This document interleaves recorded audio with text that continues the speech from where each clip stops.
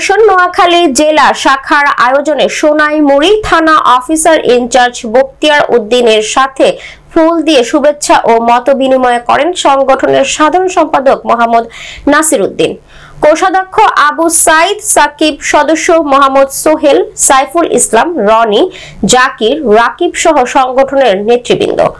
এ সময় উপস্থিত ছিলেন সোনাইমুড়ি উপজেলার বিএনপির সাবেক সাধারণ সম্পাদক চেয়ারম্যান কুতুবউদ্দিন সানি, উপজেলা বিএনপির যুগ্ম আহ্বায়ক মাসুদুর রহমান, কাউন্সিলর জসিম উদ্দিন সহ অনেকেই। এখানে সকলের জন্য অগ্রাধিকার, এখানে কোনো ভেদাভেদ নেই।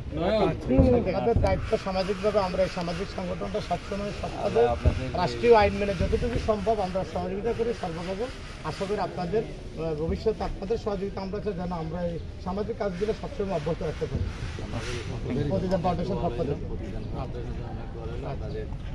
এই সেবা যেন আমাদের দেশের সকল মানুষ পায়, এই দুয়ারে সবাই ভালো থাকবেন।